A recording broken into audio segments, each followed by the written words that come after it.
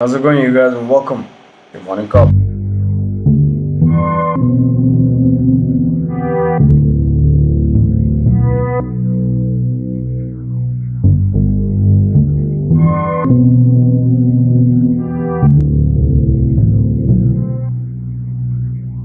We start today off with the first story of the day being from the UK. And the UK, ever since Brexit, has turned to be the least attractive gateway into the rest of Europe.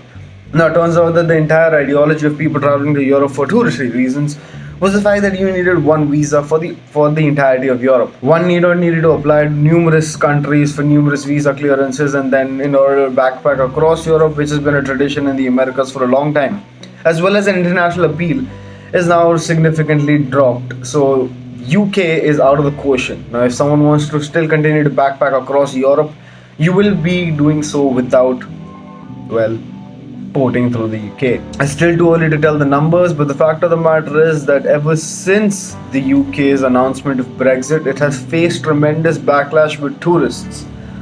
Whether more tourists are going to come into play now because the pandemic is taking a certain back seat, well, not necessarily, because now that people are trying to travel again, people are trying to go and enjoy the world again.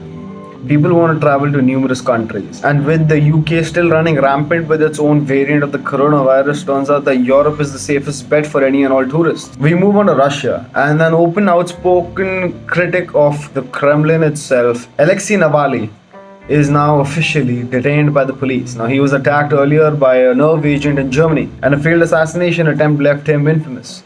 As a matter of fact, people went out of their way to show their support to Navalny on numerous occasions, and he intends on running for office real soon. But upon reaching back to Russia, he was immediately detained by the authorities, and what might happen next in his case, whether he will be set free, whether there'll be outright protests to make sure that he's set free, whether he'll even be alive by the next election cycle in Russia, is still anyone's guess.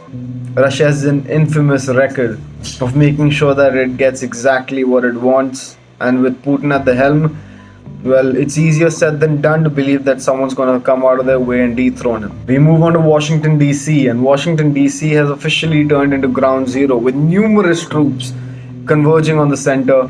Washington DC is now turned into an all-out fortified central hub, if you will. If you didn't know any better, you would think that the United States is at war, an internal war, like a civil war, and the United States is making sure that its capital is being protected at all costs.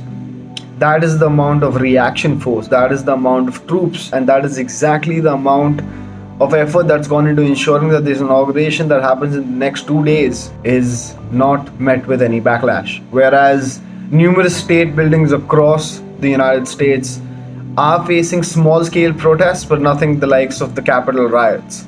And that being said, it also makes sense that the United States government, as well as the FBI, is also checking its own authorities. As a matter of fact, the FBI is also going out of its way to ensure that the National Guard troops that are being deployed for the inaugurations have significant background checks done to ensure that there is no inside attack.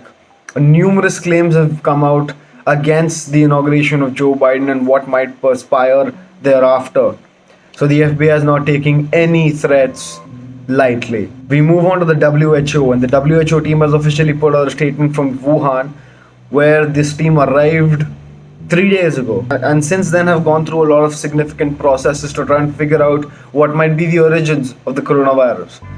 Now, the team has officially put out statements stating that it's rather difficult to figure out where the actual contact tracing began, and it is rather prevalent to them today that we might never actually find patient zero. That means the first person to ever contract this virus might never be found.